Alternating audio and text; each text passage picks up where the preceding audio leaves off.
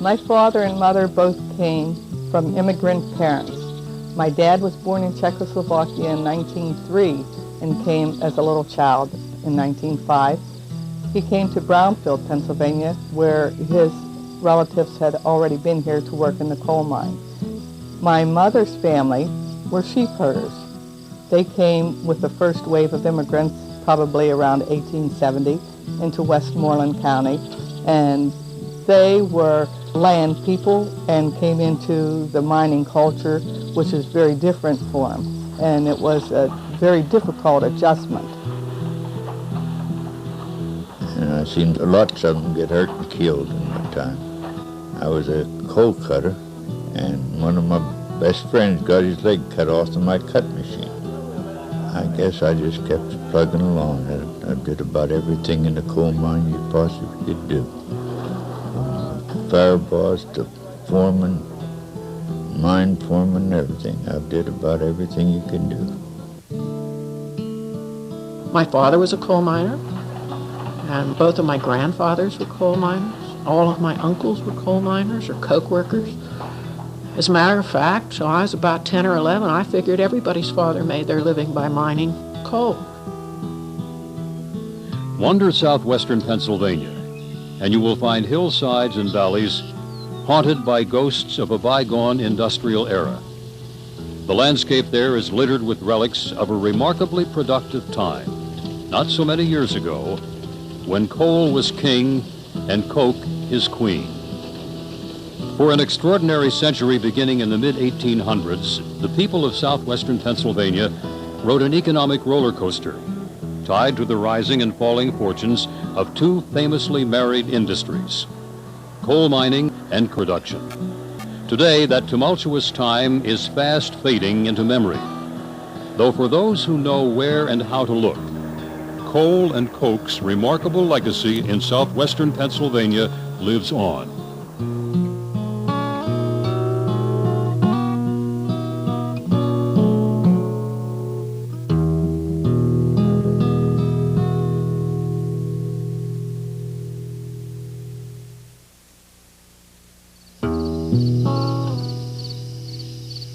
The seeds of southwestern Pennsylvania's coal and coke industries were sown more than 200 million years ago, when most of Pennsylvania's coal deposits were formed. Time turned the ancient Carboniferous forest into compost, and geologic pressures squeezed this organic material into seams of a hard, black, rock-like substance that we call coal. The densest coal, the shiniest and the hottest burning, is known as anthracite. Deposits of hard coal, as anthracite is sometimes called, are largely limited to a few fields folded into the valleys and foothills of the Appalachian Mountains in eastern Pennsylvania. Bituminous, or soft coal, is much more widespread. The most extensive deposit of bituminous coal, the Appalachian Field, was formed along the western flanks of the Appalachian Mountain Range. The northern extreme of this field, reaching into the states of Maryland, Ohio, and Pennsylvania, is known as the Northern Appalachian Field. In Pennsylvania, bituminous coal lies beneath approximately 1/3 of the state's surface. Beds of coal are found buried at varying depths in almost every county west of the Allegheny Mountains. The best known and most valuable coal seam in southwestern Pennsylvania is the Pittsburgh vein, averaging about 9 feet in thickness.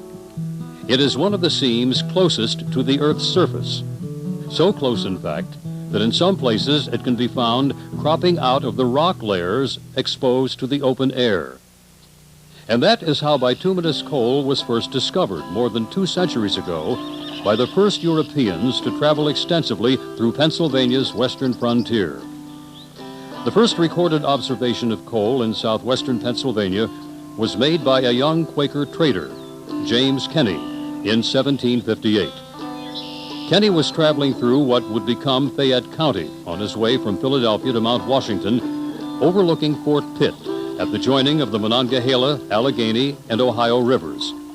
In a journal entry dated April 25th, Kenny wrote, "Proceeded today bottom upon Redstone Creek, about 9 miles from Guest's place. In this bottom grows plenty of clover. and I found some pieces of stone coal that burns well. Kenny found many more outcroppings of these stones that burn when he set up a trading post near Fort Pitt. In 1759, Fort Pitt's commander, Colonel Hugh Mercer, reported in a letter that coal was already being harvested on the slopes of Mount Washington, which some people were calling Coal Hill. The most famous early observation of coal in Fayette County was made by explorer and trailblazer Colonel James Byrd. Laying out a road through this wooded wilderness in September 1759, Byrd found himself encamped beside a creek flowing over an unusual bed. In his diary, he noted, "The camp moved 2 miles to Coal Run. This run is entirely paved in the bottom with fine stone coal, and the hill on the south is a rock of the finest coal I ever saw. I burned about a bushel of it on my fire." Relatively little coal was harvested for half a century following its discovery in southwestern Pennsylvania. Because timber was much more plentiful and accessible in this heavily forested territory, many residents chose to heat their homes and fuel their stoves with firewood and its more refined byproduct, charcoal. Only around the growing town of Pittsburgh was coal in significant demand, and the needs of this frontier metropolis were easily met by a few dozen miners chipping coal from the faces of the surrounding mountains or digging it up out of open pits. But as more and more trees were chopped down, people realized the forests would not last forever, and they should begin looking elsewhere for other sources of fuel. Leading the way were the region's iron manufacturers, who had been mining iron ore in southwestern Pennsylvania since the late 1700s, and were feeding it, along with ever greater quantities of charcoal and limestone, into their hungry iron furnaces. Through experimentation in the 1820s and 30s, some of these iron masters learned that certain grades of coal, and particularly the type making up the Pittsburgh vein, could be cooked to burn off impurities, just as wood could be reduced to longer burning and hotter burning charcoal. When the right kind of coal was cooked long enough, it yielded an almost pure carbon product, chunked hard silver cinders called coke, that would burn much hotter and longer than coal. If the cooking process could be perfected, iron manufacturers appeared to have a solution for their anticipated fuel shortage. At first, they tried cooking coal in ricks, the way charcoal had been made for centuries. Charcoal makers laid up ricks of wood, covered them with soil or other materials that wouldn't burn or allow air to get in, then ignited the wood for a slow 10 to 14 day burn that yielded charcoal. When coal was cooked in this manner, some of it turned to coke, but often more than half of it never reached a high enough temperature for coking to take place. Clearly, new coke-making technology was needed. A transplanted Englishman named Mr. Nichols is generally credited with designing the first oven in the United States to efficiently cook coal. In 1833, he supervised construction of one of his inventions at an iron furnace near present-day Connellsville in Fayette County. Because Mr. Nichols' stove was built of bricks laid up so its dome-shaped interior resembled a beehive, it was dubbed a beehive oven. The oven had an opening at the top for loading coal and allowing gases and smoke to escape, and a door in the front for unloading the finished coke. Mr. Nichols and his successors learned that beehive ovens could be built in rows, side by side, and even back to back, then covered with stones and dirt to insulate them. This formed a bank of ovens. Once the front of the oven bank was faced with stone, the ovens lost their beehive appearance.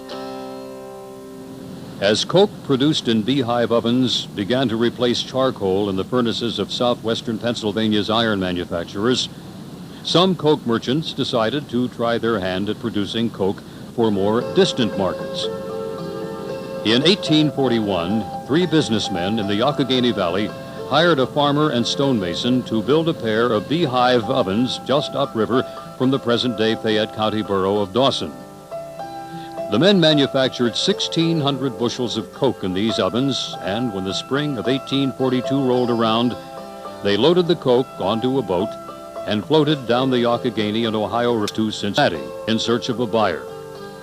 They were disappointed when furnace operators of that Ohio River town could not recognize the value of the strange silver cinders. The first attempt to export coke from what would become known as the Connellsville Coke District thus ended in failure. A second attempt, made the following year by Fayette County native Little Jim Cochran and two business partners, was much more fruitful. The story of how Cochran and his partners fired up the ovens, abandoned by the previous owners, of how they manufactured 13,000 bushels of coke in 1843 and loaded them on two flatboats bound for Ohio, is a tale told with particular pride by local history enthusiasts such as Pat Trimble, living in and around Dawson Borough, about 6 miles downriver from Connellsville, where Little Jim Cochran made his start in the coke business. So over the winter season, they produced enough coke and put it on flats, river flats, on the Youghiogheny River, which is a stone's throw away from where the ovens were. And they took that down the Youghiogheny, which is about 38 miles of river that they went, to Monongahela, to the Ohio and Pittsburgh, on to Cincinnati, and there up the Ohio Canal to Dayton, where a foundryman in Dayton, Ohio bought the load. And that's really the first true commercial sale of coke. The foundryman came back and wanted more and more and more. And that's really the start of the coke industry. To meet the growing demand for coal merchants had to devise ways of getting at the extensive deposits of coal that lay buried within mountains or beneath valley floors. Through trial and error, they developed 3 types of underground mines, each suited to a particular type of terrain and depth of coal seam. In drift mines, the mine tunnel angled up into the coal seam, so loaded mine wagons could drift back down on rails to the mine entrance. In slope mines, the tunnel angled down to reach the coal seam, so loaded coal wagons had to be pulled up to the mine entrance by animal power. Shaft mines were the deepest of the 3 underground mine types and the most expensive to build and operate. A tunnel or shaft had been bored straight down to the buried coal seam. Miners and their equipment could be lowered into the mine and raised out of it on elevators. Until the 1860s, southwestern Pennsylvania's coal and coke merchants supplied only limited and local markets. Demand for their products was not yet strong, and transporting materials for any distance over the region's network of crude roadways and undependable waterways was so difficult and expensive as to be nearly impossible. Then the escalating feud between northern and southern states erupted in civil war. America's need for iron products skyrocketed, for artillery, ammunition, railroad rails, trains to transport troops, and bridges. The nation's agony was Pittsburgh's boom. Its iron factories were at the right place at the right time, in the heart of coal country, and within a day's train ride of the Great Lakes region with its vast deposits of high-grade iron ore. During the 1860s, the city, which had perched precariously on Pennsylvania's western frontier only a century earlier, solidified its role as the nation's iron capital. Then, as new steel-making technology was developed after the Civil War, it became America's Steel City. Almost all of the coke used by Pittsburgh steel manufacturers at this time was produced in an area called the Connellsville Coke District, which was made much more accessible in 1861 through the construction of a railroad linking Connellsville with Pittsburgh. The Connellsville Coke District was an oblong tract of land encompassing about 150 square miles along the western base of Chestnut and Laurel Ridges in Fayette and Westmoreland counties. This district was almost completely underlain by a portion of the Pittsburgh coal seam, which was unsurpassed for beehive coking. In order to satisfy Pittsburgh's tremendous appetite for coke, merchants in the Connellsville Coke District built beehive ovens in droves. There were 550 beehive ovens operating at about 14 coke works there in 1870. A decade later, there were more than 7,000 ovens scattered among more than 50 coke works. By 1890, 16,000 ovens from more than 80 coke works were belching their sulfurous smoke into southwestern Pennsylvania's skies. And that was just in the Connellsville Coke District.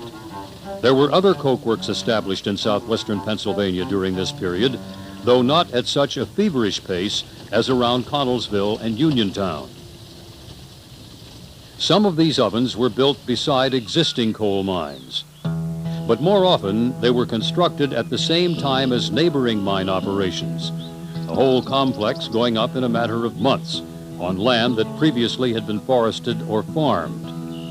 A typical coal and coke complex built during this heyday was Leisenring, founded by German entrepreneur John Leisenring and built from the ground up in 1880 along a Possum Run, about 4 miles southwest of Connellsville. To the art's eye, at least, it was a model operation. Among its tidy components were a towering tipple overtop the mine shaft, kept company by a boiler house and engine room. Inside the latter, a dapper hoisting engineer operated the machinery that moved the elevator up and down in the shaft. Outside were banks of beehive coke ovens breathing plumes of smoke and gas into the Fayette County sky. And overlooking this busy scene, upwind of all the smoke on a good day, were neat rows of new houses for workers and management. Despite the impressive appearance of his coal and coke settlement, John Leisenring was a relatively minor player in the coal and coke boom of the 1880s and 90s. In fact, his operation was bought out in 1890 by the biggest player of them all, a man for whom the term Coke Baron was invented. His name was Henry Clay Frick, and he was born and raised in West Overton, near Scottdale in Westmoreland County. As a highly ambitious and business-savvy man barely out of his teens in 1871, Frick foresaw the coming boom in iron and steel manufacture. With a couple of financial backers, he formed Frick and Company. Their mission: buy up as much coal land and as many coke works as possible throughout the Connellsville Coke District. Frick eventually bought out his partners. Then, in 1882, he joined forces with several iron and steel manufacturers, most notably the steel magnate Andrew Carnegie, to form the H.C. Frick Coke Company. At the time, the new company owned more than 1,000 beehive ovens and 3,000 acres of coking coal. Before a decade was out, the H.C. Frick Coke Company controlled 35,000 acres of coal land and had 9,000 beehive ovens in its arsenal.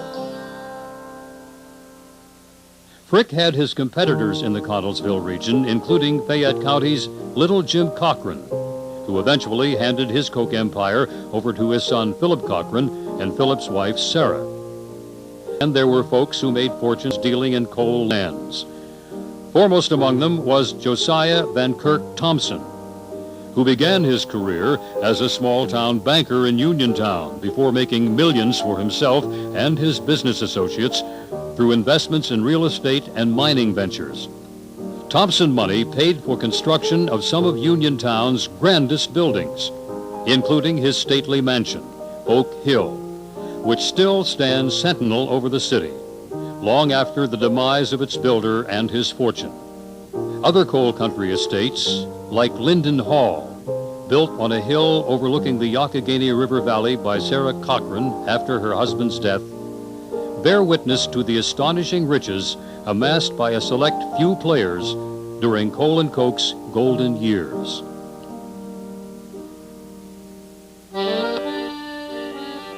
At the other end of the financial spectrum were masses of immigrant workers, drawn to southwestern Pennsylvania's coal mines, coke works, and steel mills by the tens of thousands.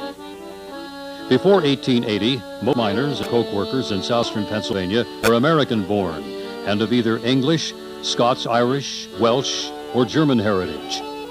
As the steel industry mushroomed and the coal and coke industries expanded to keep pace, Europeans flocked to southwestern Pennsylvania in search of higher wages and better living conditions.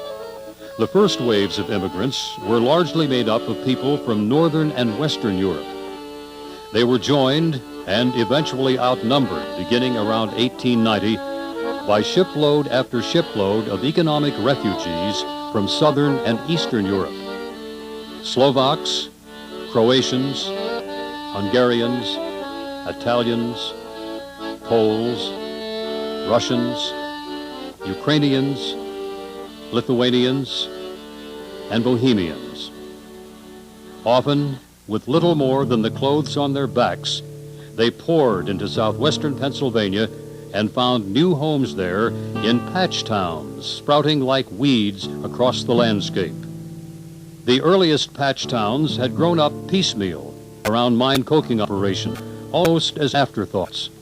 A visitor reported that there appeared to be little care given to the appearance, durability, or comfort of worker housing in these older villages.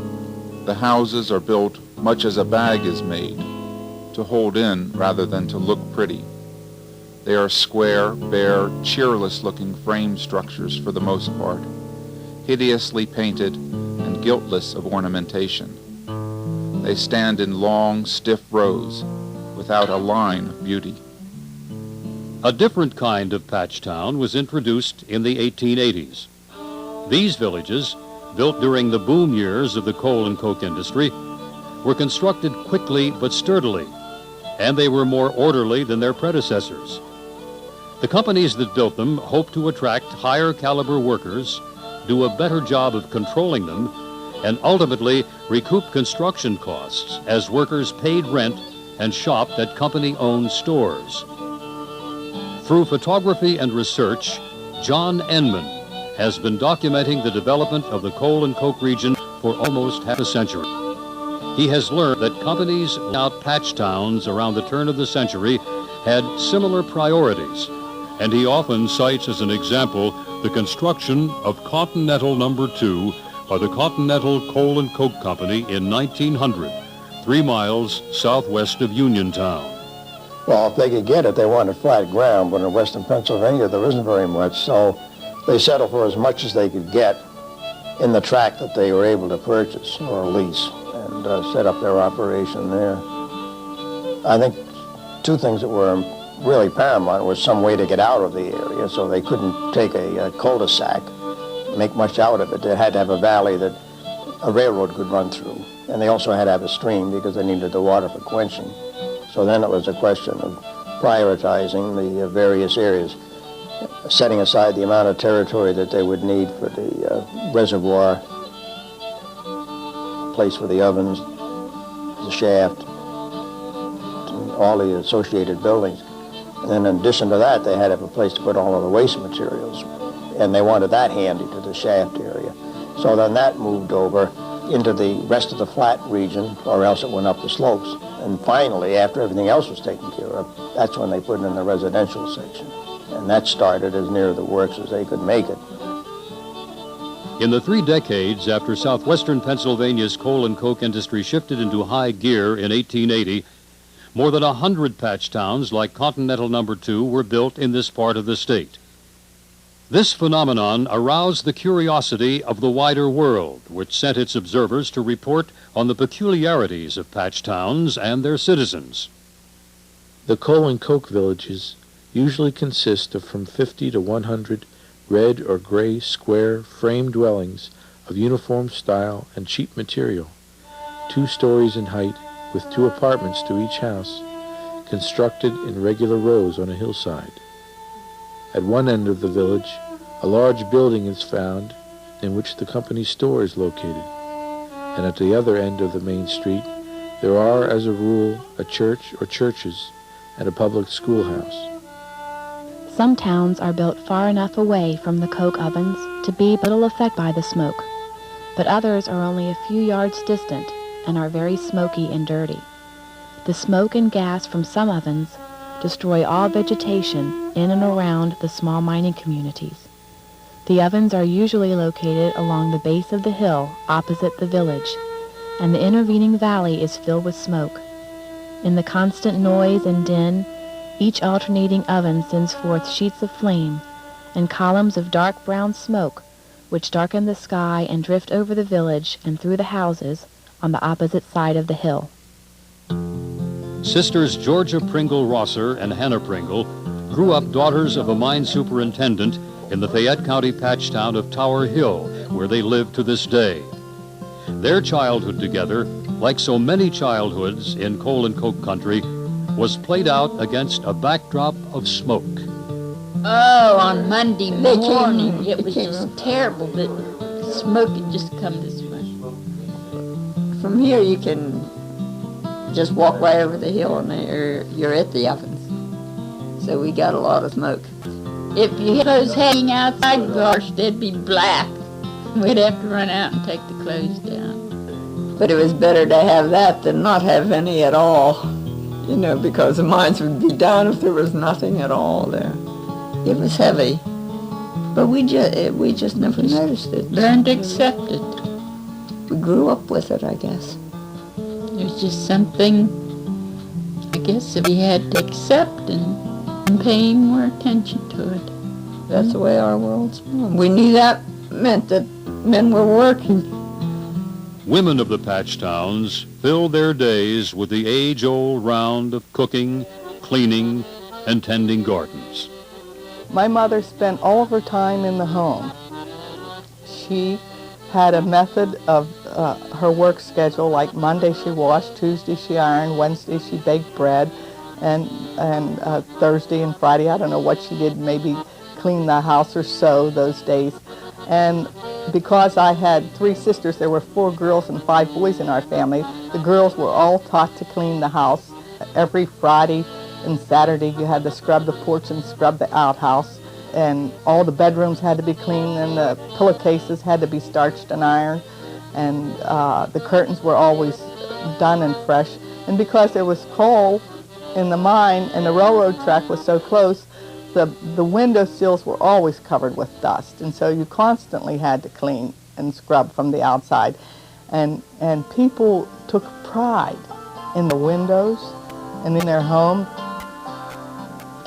They crocheted and they made scarves for the back of their couches, their chairs, or their tables. Today we have a lot of crocheted things that showed you what women did in their spare time. They liked flowers.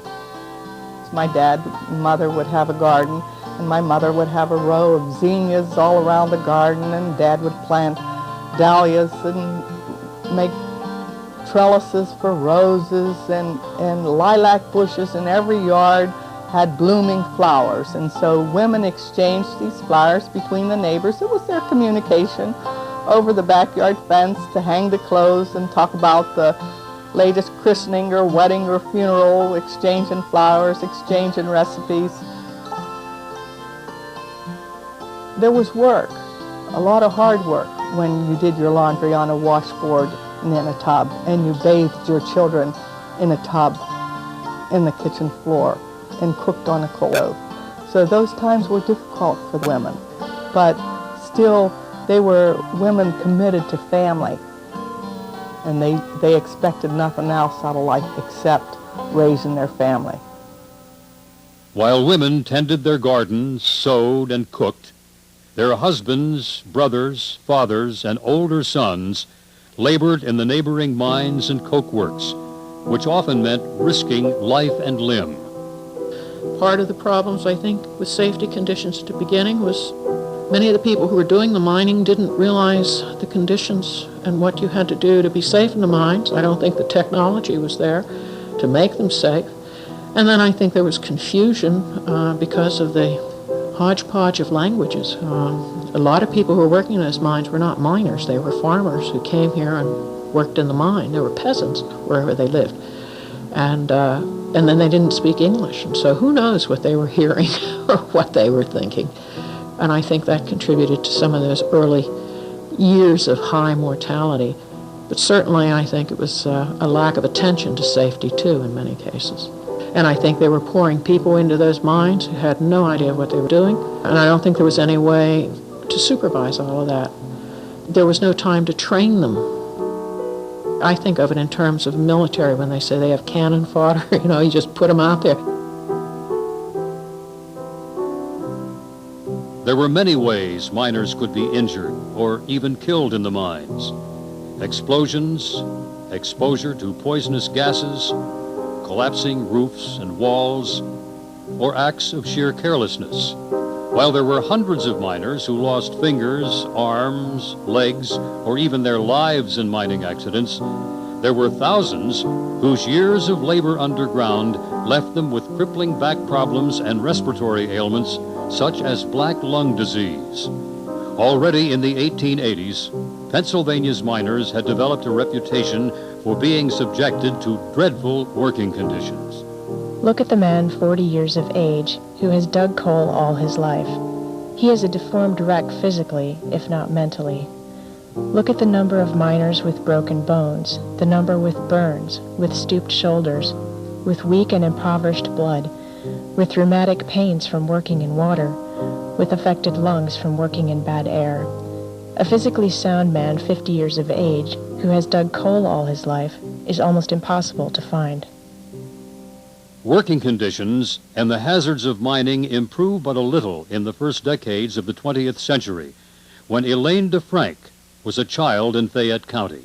And I can remember as a child seeing the hearse or the ambulance come to pick up the dead miner or the injured miner.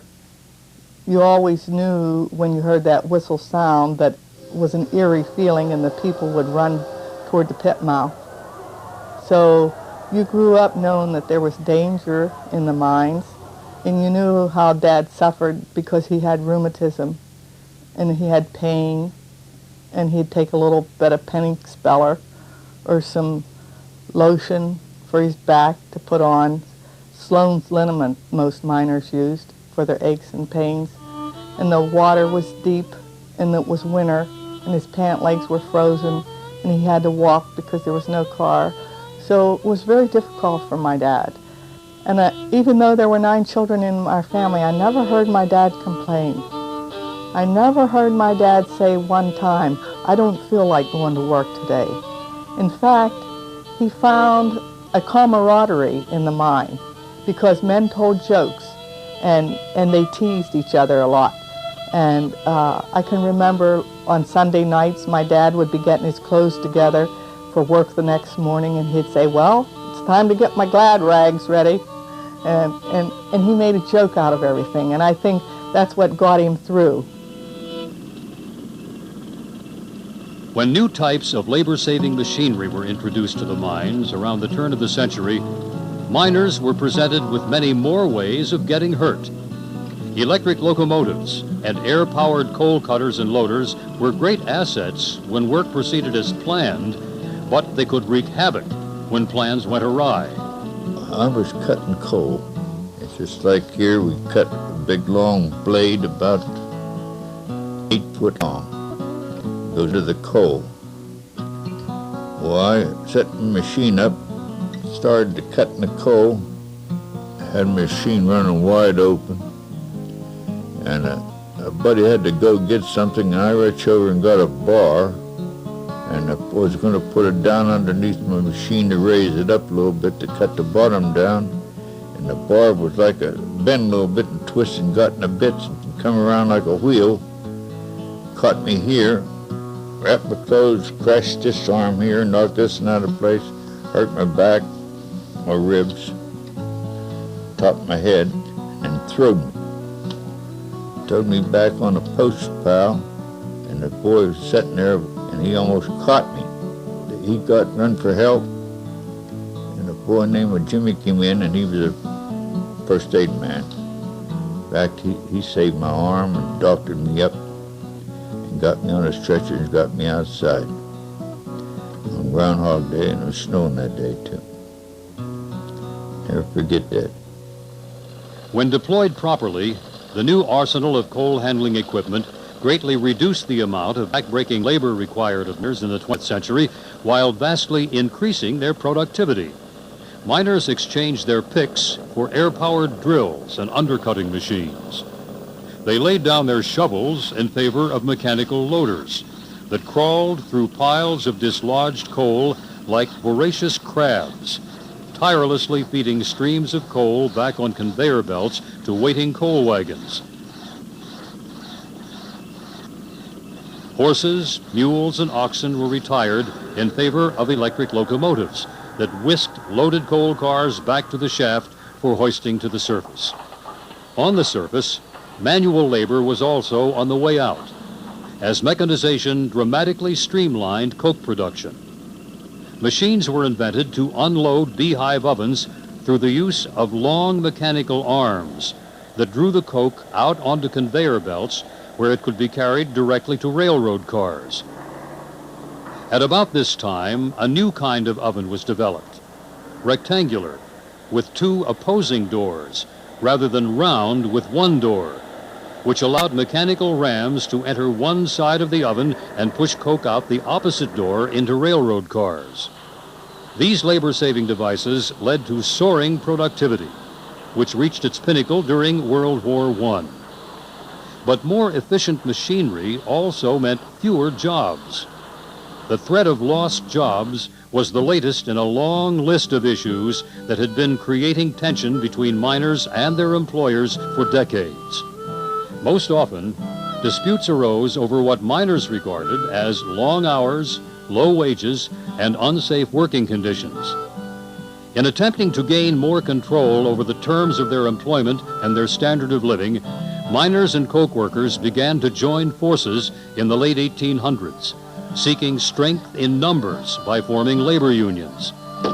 The earliest union-sponsored strikes, many of which turned bloody, often didn't work out in favor of striking miners. Their employers simply replaced them from a seemingly endless supply of immigrant and out-of-state laborers, then unceremoniously tossed the striking miners and their families out of patch towns.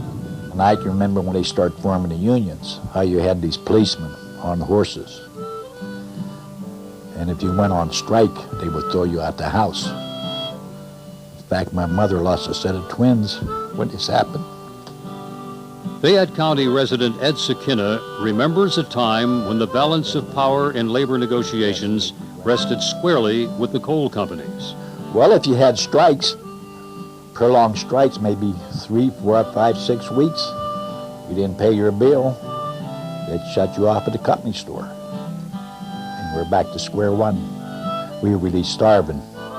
On Sunday, what you had was like your main meal. You had homemade soup, where during the week you just ate on bread and water.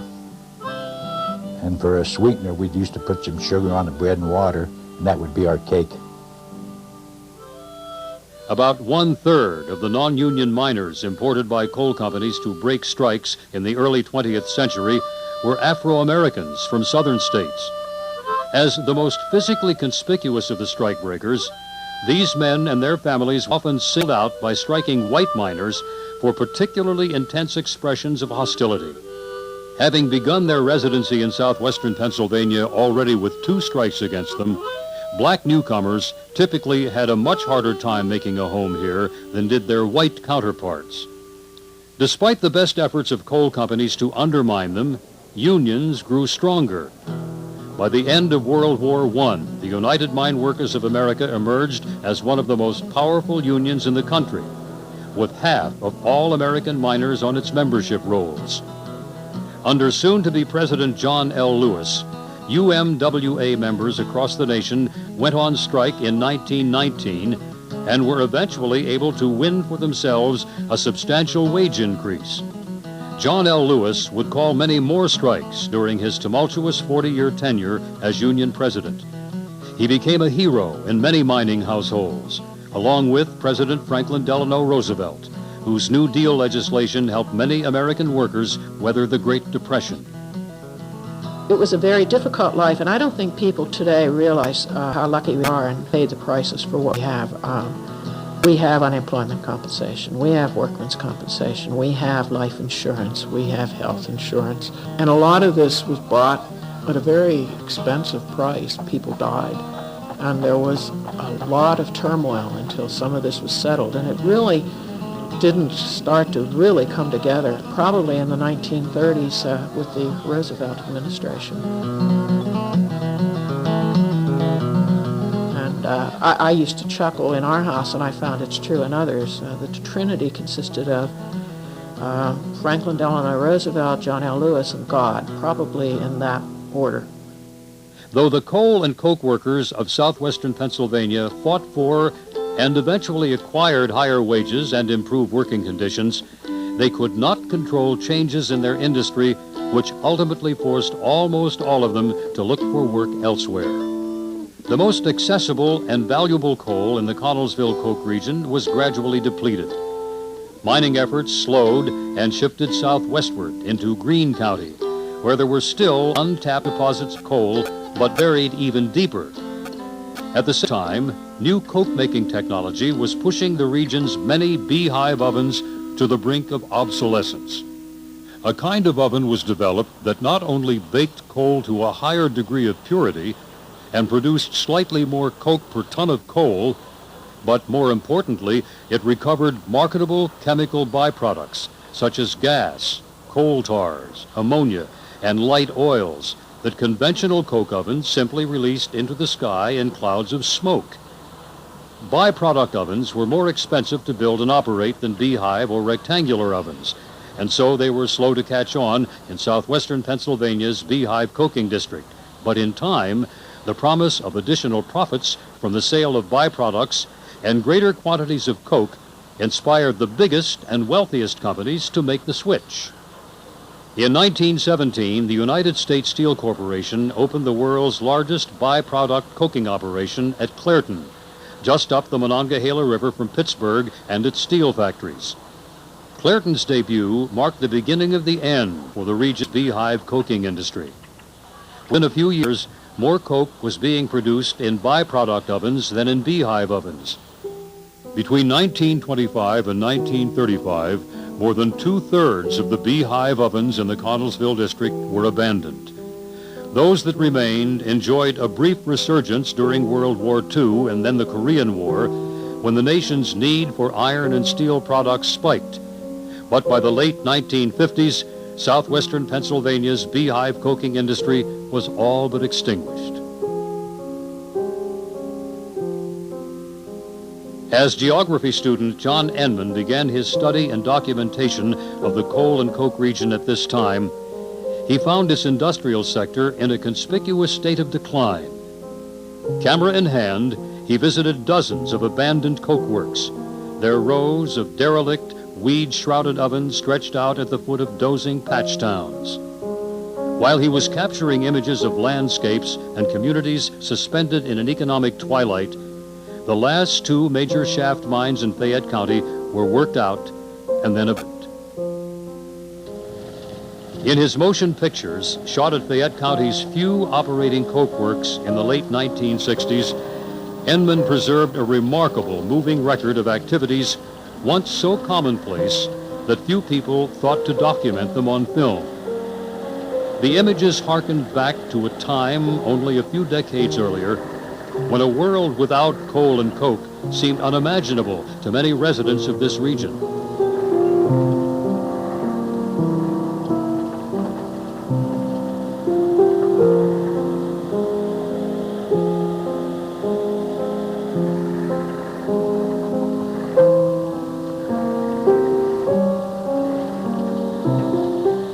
In 1972, a few years after these movies were shot, Fayette County's last commercially active beehive coking operation at Shope, southwest of Uniontown, shut down under pressure from strengthened anti-pollution regulations.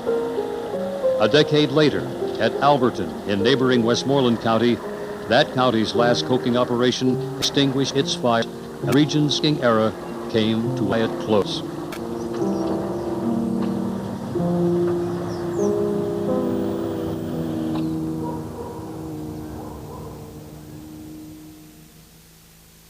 Today, coke is produced at only a few facilities in and around Pittsburgh. Almost no deep shaft mining is being conducted in southwestern Pennsylvania. Only in Greene County is it still carried out on a significant scale. There, hundreds of feet beneath the rolling farm fields and woodlands, relatively few miners, equipped with machines as massive and powerful as they are efficient and technologically sophisticated, burrow into ever deeper coal seams. In some places, mechanical miners rip coal from the seam face and load it onto low-slung shuttle cars for transport out of the mine. In other mines, coal is sheared from the face of the seams by giant toothed cutters in a procedure known as longwall mining. The dislodged coal falls onto a conveyor belt and is whisked underground, sometimes for miles, to plants along the Monongahela River, where it is processed and loaded onto barges for transport to coke plants and power generators. Elsewhere in southwestern Pennsylvania, where deep shaft mining has become impractical or impossible, there are still mining companies extracting coal through the practice of strip mining. As equipment has gotten larger and more powerful in recent decades, it has become possible and economically feasible for powerful shovels to strip off hundreds of feet of soil and rock, known as the overburden, to get down to the valuable coal seam. At that point, coal can be excavated and loaded onto giant earth movers for transport to market. Limited strip mining efforts and a few deep shaft mining operations in Greene County are all that remain of southwestern Pennsylvania's once vibrant mining industry. When the jobs left, so did many of the people. Well, the people have moved. They couldn't get work. After the war, it phased out, so they all went to half of them. Some went to California, some went to Detroit. They had Fearless Hill, but they had U.S. Steel had a big plant in Fearless Hills. A lot of them transferred there. So the migration was real heavy. But it was difficult to see the mines go down and see the people having to go over to Crucible or wherever over into Greene County to get jobs and drive that far. It was hard on the men. The young people left. The young people left. There was just absolutely nothing here. Fayette County, once the seat of coal and coke production, has been particularly hard hit. Right now, though, our population's down, as I understand it, according to the last census, to 145,000 or thereabouts, which means out of that 200,000 plus, there was a mass exodus that occurred from the 1950s through about the 1960s. People moved out to Cleveland, Gary, Indiana, Baltimore, you name it. And those people, it's a good thing that they did move out, because even with 140,000, we didn't have the jobs. Much longer than the region's economic decline has been its history of environmental devastation. When the coal and coke industries departed, they left behind a brutalized landscape littered with abandoned and deteriorating mine facilities and coke works, mountains of mine waste, high walls threatening to collapse, gaping scars where overburden had been removed, streams and rivers running orange with pollution. Since 1967, Pennsylvania and the federal government, through the Department of Environmental Protection's Bureau of Abandoned Mine Reclamation, have invested almost $500 million in efforts to reclaim areas of the state devastated by coal mining and coke production. Continuing efforts include filling and sealing off mine openings, backfilling open pits, eliminating dangerous high walls, and extinguishing or stopping the spread of underground and refuse bank fires. The state also underwrites projects aimed at treating acid mine drainage, controlling land subsidence, reestablishing stream channels, removing dilapidated buildings and equipment, and grading and revegetating abandoned mine sites. Every year, hundreds of formerly useless or hazardous acres are transformed into contoured grassland, where deer, turkey and other wildlife can graze. While the land is being reclaimed, there are citizens working to pull together scattered strands of coal and coke story in southwestern Pennsylvania. A major role in this effort is played by the Coal and Coke Heritage Center on Penn State's Fayette campus, where historic photographs, artifacts, documents, and tape-recorded oral history interviews relating to coal mining and coke production have been accumulating ever since English professor Evelyn Hovanek and fellow faculty members developed a course in the late 1970s encouraging local students to explore the heritage of their home communities. So the students went out and did the interviews, but then they brought back artifacts, and every time we taught the course, we got interviews and artifacts. We kept storing them in places, and then eventually, in 1991, we looked around and we had all these things. And so we decided we would put together the center, and then it just kind of had a life of its own. But it was certainly a story that needed to be told, and it was a story that needed to be preserved.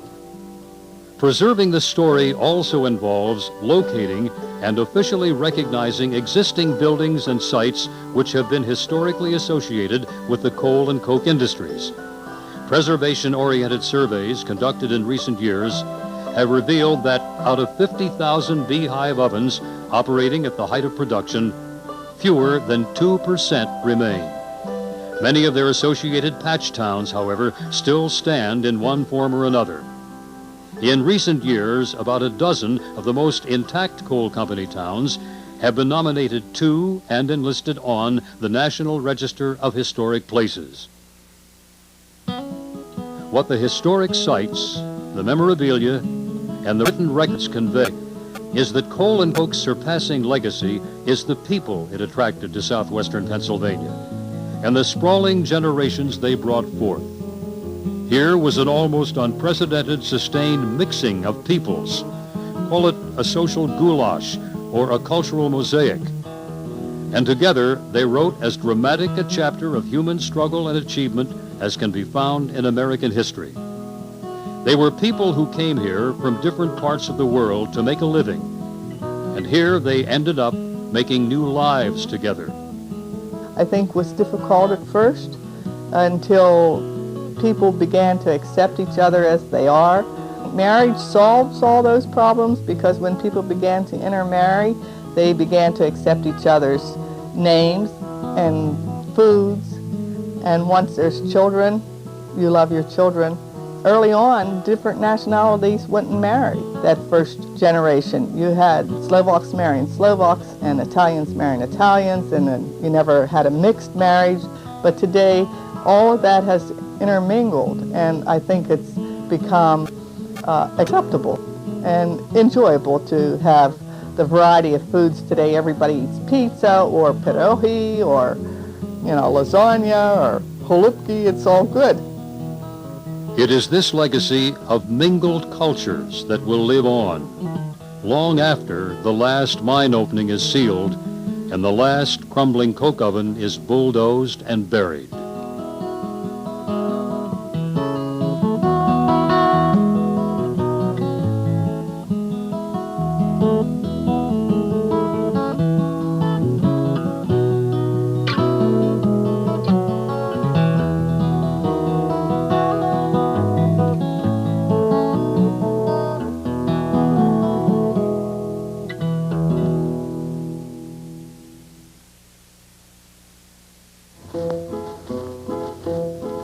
I'm just an old coal miner and I labor for my bread. This story in my memory I've here told. For the sake of wife and baby, how a miner risks his life for the price of just a little lump of coal. When a miner in the morning gets his car up to the face, he'll set some timbers, then he'll bore himself a hole.